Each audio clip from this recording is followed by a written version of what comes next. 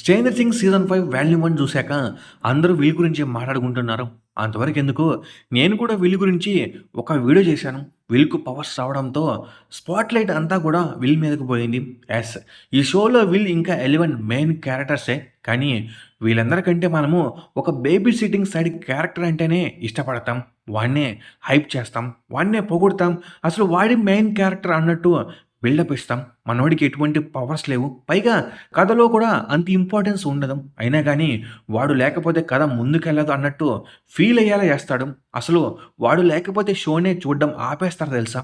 Final season రాకముందు వాడి కోసం వార్నింగ్స్ ఇవ్వడం మొదలుపెట్టారు. వాడికి ఏమైనా అయితే నెట్‌ఫ్లిక్స్ తగలబడిపోతుందని ఫ్యాన్స్ అందరూ వార్నింగ్ ఇవ్వడం స్టార్ట్ చేశారు. వాడిని చూస్తే చాలు ఛీ అనే దగ్గర నుండి వాడు లేకపోతే షోని చూడడం మానేస్తామన్న రేంజ్‌కి వెళ్ళాడు. Introducing the most aura formed character in the entire 'stranger things' show, the baby sitting king Steve hair style Harrington. రండి ఈ వీడియోలో మనం 'స్ట్రేంజర్ థింగ్స్'లో స్టీవ్ హ్యారింగ్టన్ జర్నీని సీజన్ 1 నుండి మాట్లాడుకుందాం. సీజన్ 1 మన ఫోకస్ అంతా కూడా మైక్, విల్, డస్టిన్ ఇంకా యాండర్సన్ మీదనే ఉంది. కొంచెం నాన్సీ వైపు. ఆ నాన్సీతోనే మనకు స్టీవ్ పరిచయం అవుతాడు. ఒక ఆరోగెంట్ హై స్కూల్ స్టూడెంట్‌లా ఉండేవాడు. ఎందుకంటే మనోడు బాగా బలిసినోడు. అలానే నాన్సీ బాయ్ ఫ్రెండ్‌గా ఉంటాడు. కానీ ఒక రకమైన ఎదవలా ఉండేవాడు. వాడి గురించే ఆలోచించేవాడు తప్పించి నాన్సీ మాట పట్టించుకునేవాడు కాదు. నాన్సీను డేట్ చేసేవాడు. కానీ ఆ రిలేషన్‌షిప్‌ను అంత సీరియస్‌గా తీసుకునేవాడు కాదు. జస్ట్ ఏదో క్యాజువల్‌గా ఉండేవాడు.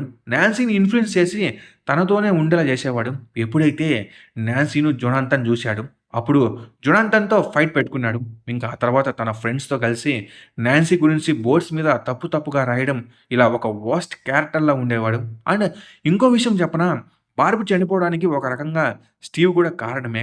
నాన్సీ బార్బ్ గురించి చెప్తుంటే అదంతా వదిలేసి తన కోసమే ఆలోచించేవాడు. స్టీవ్‌కి అక్కడ ఏం జరుగుతుందో తెలీదు కానీ ఇండైరెక్ట్‌గా తను కూడా ఒక రకంగా కారణమే. సరే ఇలా ఉండే స్టీవ్ సీజన్ 1 చివరిలో మాత్రం హీరోగా మారిపోయాడు. డెమోగార్గన్‌ను చూసిన వెంటనే భయపడి పారిపోయిన వాడు మళ్ళీ లోపలికొచ్చి ఆ డెమోగార్గన్‌ని కొడతాడు చూడండి. ఇది ఇప్పటికీ ఒక ఐకానిక్ సీన్ అనే చెప్పాలి. మేబీ మనము స్టీవ్ అంటే ఇష్టపడడం మొదలుపెట్టింది అప్పటి నుండేనేమో. వాళ్ళతో జాయిన్ అవుతాడు. ఇంకా వాళ్ళకి హెల్ప్ కూడా చేస్తాడు. సీజన్ 2 అంతా కూడా మనోడు బేబీ సిట్టింగ్ చేస్తాడు. సీజన్ 2 స్టార్టింగ్‌లో మనోడు ఇంకా నాన్సీని వదలడు. కానీ నాన్సీ అందరి ముందు స్టీవ్ పరువు తీస్తుంది. స్టీవ్‌కు తెలుసు తను ఒకప్పుడు తప్పు చేశాడు కాబట్టే ఇప్పుడు తనకు ఈ సిట్యుయేషన్ వచ్చిందని. అందుకే నాన్సీ ఎన్ని మాటలన్నా గానీ చాలా సైలెంట్‌గా ఉంటాడు. ఇంక ఇద్దరు విడిపోతారు. అండ్ మన స్టీవ్‌కు డస్టిన్ తోడవుతాడు. ఇద్దరు చాలా బాగా క్లోజ్ అవుతారు. లూకస్, డస్టిన్ ఇంకా మ్యాక్స్‌కి మనోడు బేబీ సిట్టర్‌లా ఉంటాడు. డస్టిన్‌కు హెయిర్ స్టైల్ గురించి చెప్తాడు చూసారా? అది కూడా ఒక ఐకానిక్ సీనే. వాళ్ళందరిని కూడా ఎక్కడికి కావాలంటే అక్కడికి తన కార్‌లోనే తీసుకెళ్ళేవాడు. మళ్ళీ ఆ డెమోగార్గన్‌తో ఫైట్ చేసేవాడు. ఆల్మోస్ట్ ఈ సీజన్‌తో ఫ్యాన్ ఫేవరెట్ క్యారెక్టర్‌గా మారిపోయాడు. నాకు బాగా నచ్చే సీన్ ఏంటంటే డస్టిన్‌ను పార్టీ దగ్గర నుండి తన కార్‌లో దింపుతాడు చూసారా? ఆ సీన్ అంటే నాకు పర్సనల్‌గా చాలా ఇష్టం. ఆ సీన్‌లో స్టీవ్ ఒక మెచ్యూర్ పర్సన్‌గా, డస్టిన్‌కు ఒక బిగ్ బ్రదర్‌గా, అంటే అందరికి ఇలాంటి ఒక బ్రదర్ ఉంటే బాగుండు అన్నట్టు అనిపించేలా కనిపిస్తాడు ఆ సీన్‌లో.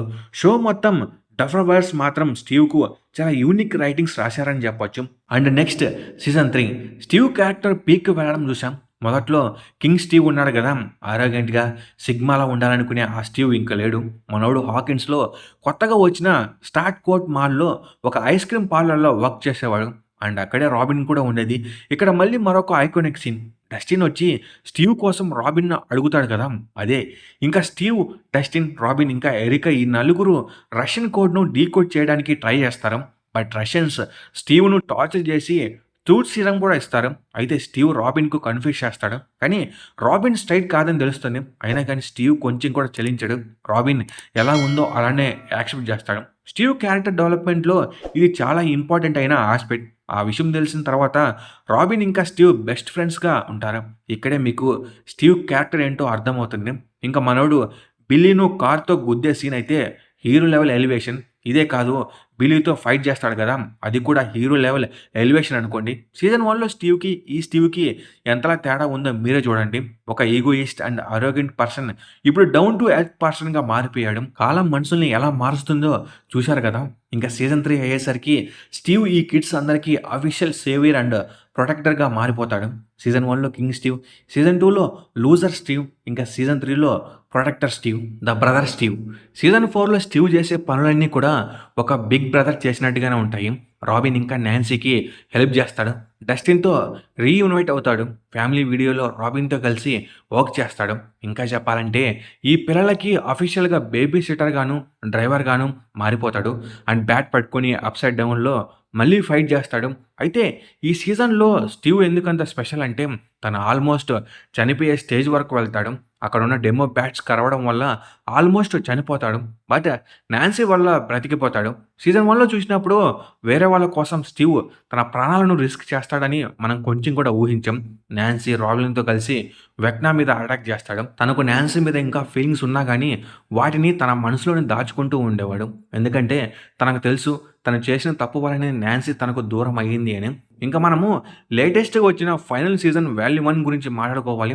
మనం స్టార్టింగ్‌లో మాట్లాడుకున్నట్లు విల్ ఒక 5 మినిట్స్‌తో ఆడియన్స్ ఫోకస్ అంతా తన వైపు తిప్పేసుకున్నాడు. కానీ ఇంకా వాల్యూమ్ 2 కూడా ఉంది. అండ్ స్టీవ్ కోసం డఫర్ బాయస్ ఏదో ఒకటి స్పెషల్‌గానే ప్లాన్ చేసి ఉంటారు. ఈ షోలో one of the finest character development చేశారు ఈ క్యారెక్టర్‌కు. అలా అని ఫైనల్ సీజన్‌లో పక్కన పడేయలేరు కదా! ఒక స్పెషల్ ఎండింగ్ ఇస్తే అప్పుడు ఈ క్యారెక్టర్ డెవలప్మెంట్ పర్ఫెక్ట్‌గా ఉంటుంది. ఐ మీన్ స్టీవ్‌ని చంపేస్తారని కాదు. అలా చేయాల్సి వచ్చినా చేస్తారులెండి.